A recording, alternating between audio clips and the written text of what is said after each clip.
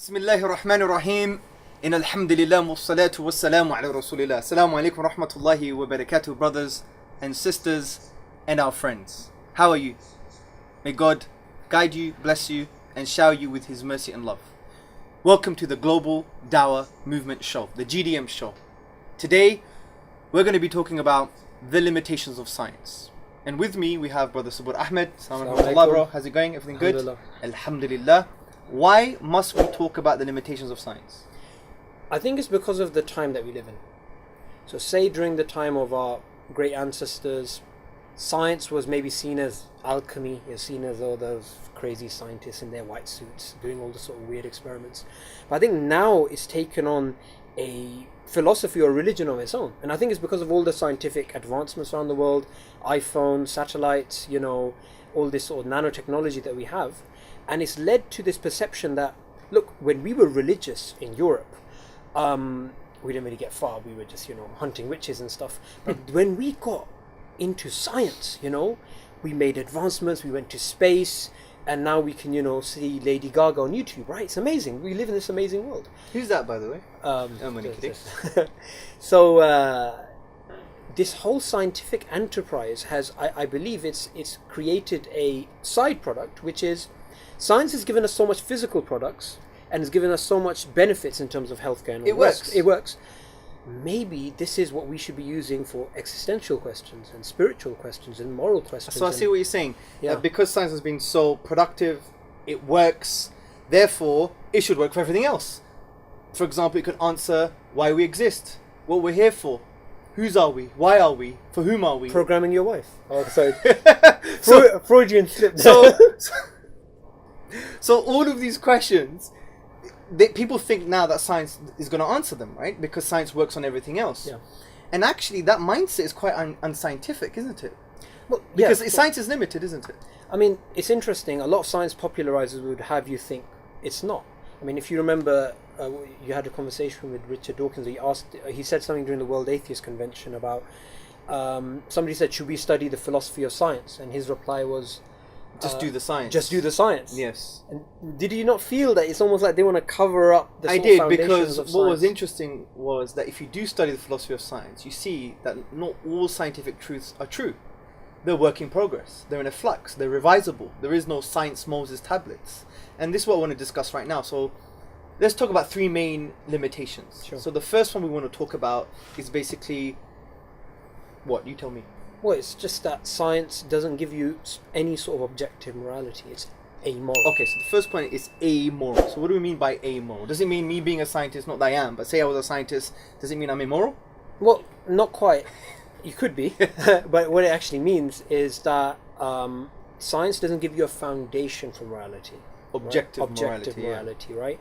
So, you can't put right and wrong in a test tube and look at it. You can't, should so-and-so be ethically right or wrong. You can't actually scientifically put that on do some sort of acid test on that. You just can't. It's Sure. just, science just has nothing to say about morality. But science can tell you about pain and pleasure, so it can inform our morality. But obviously it can't provide a basis, because if it was about pain and pleasure, then no one would be born, because women go through so much pain to that's a give good birth. point. That's a good point. So it doesn't give you a foundation for morality, for objective morals. And what we mean by objective is that it's not just based on our limited minds and individual feelings. Morals are outside in a way, so they require grounding. So you're saying science can't provide a basis for objective morals? That's not the objective of science. So when people try and use it for that, with the moral landscape and all the rest, all these sort of books, it just doesn't make sense. Yes. You're using a hammer for something that you need a screwdriver for, Exactly, right? It's just because using what it for does the wrong science purpose. actually say? Science actually says that we're just basically a product of a lengthy biological process. So we've been reared according to certain social biological conditions, and there's no moral meaning in that, because if we were reared, as Charles Darwin said in the 19th century, if we were reared like the beehives, we would think it's morally okay to kill our fertile daughters. What about the nurse shark, bro? What does the nurse shark do? Yeah, it does something very interesting to his partner, which It could basically get you arrested. According to National Geographic, it forces itself on its mate, Yeah. which is like rape. So if we were reared under precisely the same biological conditions as the nurse shark, then we would think rape is morally okay. or when a lion goes and kills a zebra, you don't say murder, you just say dinner, right? That's so true. So therefore, science is amoral from that perspective. The next limitation of science is what? Well, it doesn't give you all truths. And It doesn't give you all truth. all Okay. truth. Right? I think this is important. What do you to mean by that? Unpack that a little bit. So science itself is based on mathematics and logical truths. Now you can't arrive at mathematics or logical truths via science. They exist before you have the scientific method. So you need maths, reason, and logic before you have science. Exactly. So to claim that science proves these things It's it's like circular. arguing in a circle. Yeah. Excellent.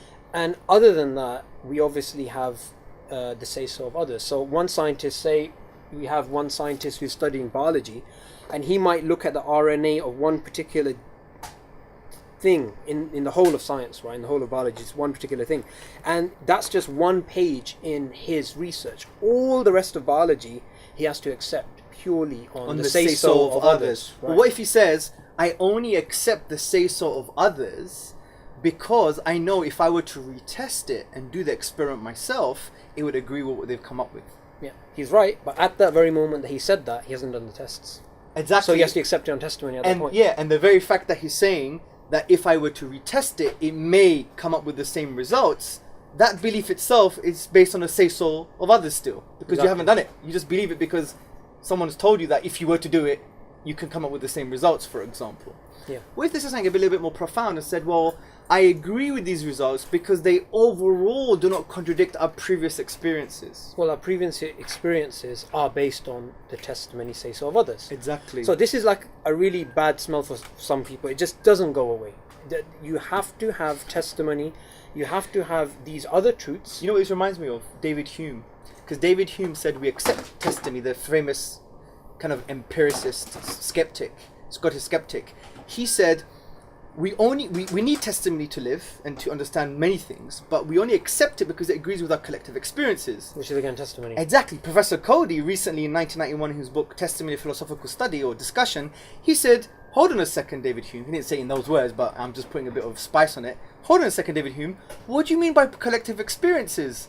Because you don't know everyone's collective experience via doing the experience or the experiment yourself. You have to rely on the say-so of others, what people's collective experiences are. So it shows that testimony is fundamental still. Okay, so we've shown that we need reason, logic, testimony, which is outside of science, in order for science to be productive. So it needs other sources of knowledge too. Science is not the only source of knowledge, so it's limited from that perspective.